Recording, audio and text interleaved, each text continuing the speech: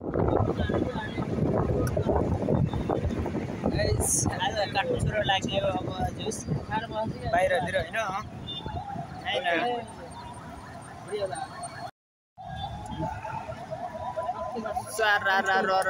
ट्याउसी चढेर है गाइस एयरपोर्टतिर क्यान्ने त लाग्यो एयरपोर्ट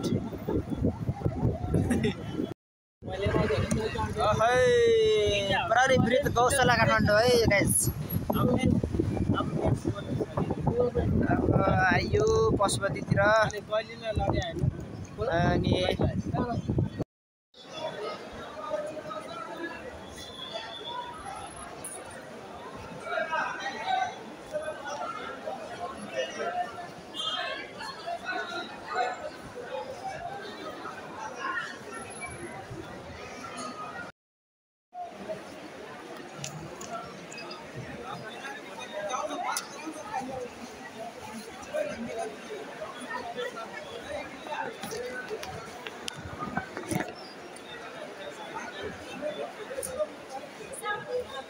लाइन में गाइस लाइन में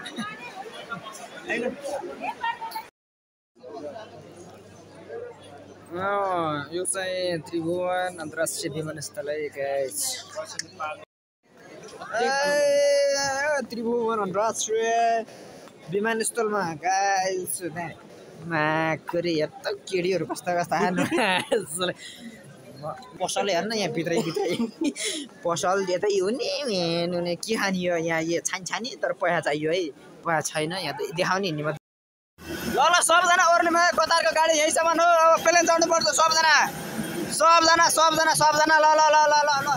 कतारको गाडी अहिले यहीसम्म हो अब हामी एमा जान्छौँ है एमा ऊ एमा हो के यही हो के यही रहेछ के जाने त ए ल सब ल सबजना भाडा दिएर है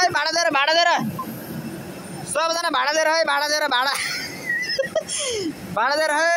ल भाडा सबले भाडा दिन्छ भाडा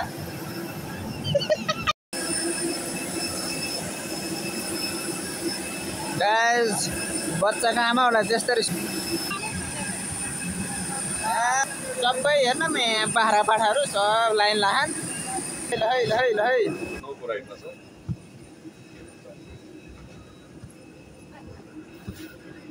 गाइस छिरियो है प्लेन भित्र त बैठने कहाँ हो अत्तो हैन अब खै नाइट बसमा 2x2 को सिट हो नि त्यो यो नाइट प्लेन भएर होला 3x3 को सिट जम्मा यसो हेर्नुहुन्छ भने नि कति जन छ नि यहाँ अब त्यहाँ अगाडिदेखि पछाडिसम्म रहेछन् कि गाइस सिट मिल्यो सिट त मिल्यो बसको भन्दा अलि नराम्रो रहेछ कि होइन मैले घरबाट यार यहाँ बेल्ट लगाएर आएको थिएँ होइन घरबाट बेल्ट लगाएर आएको थिएँ फेरि अर्को बेल्ट लगाउनु लगाएको कि यार यहाँ प्लेन हेर न अर्को बेल्ट लगाउने ल प्लेन रोक्यो अब प्लेन भात खान रोक्यो भात खाने अरे प्लेनमा भात खाएपछि अब हामी गाडी रोकिसक्यो प्लेन रोकिसक्यो हामी भात खान रेडी भइसक्यौँ आशा धोएर ट्याकटुक थाल हो र यो थाल ट्याक हाल्ने थाल बाँड्दै भात देख्यो भात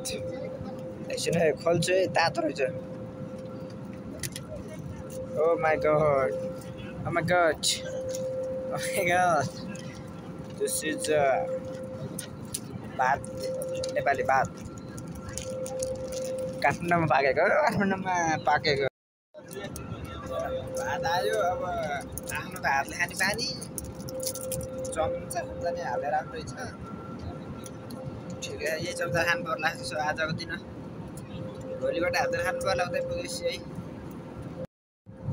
अरे उठते हुए रेल में भात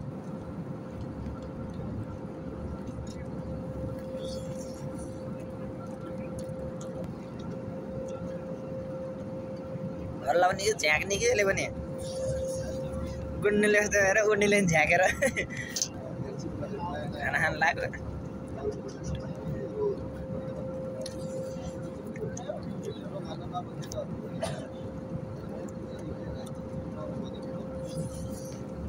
मिठो त त्यस्तै हो पेट चाहिँ भर्नु पर्यो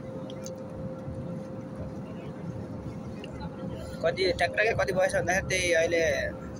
12-14 जति भएर छ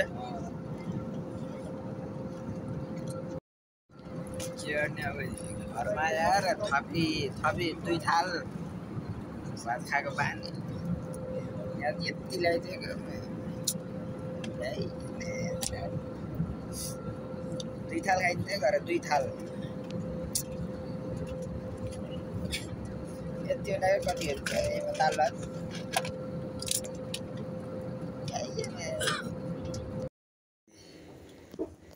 कतार एयरपोर्ट ल्यान्डिङ भयो है गाइस सेफली अब ट्याक्क कहाँ पुगिन्छ त होइन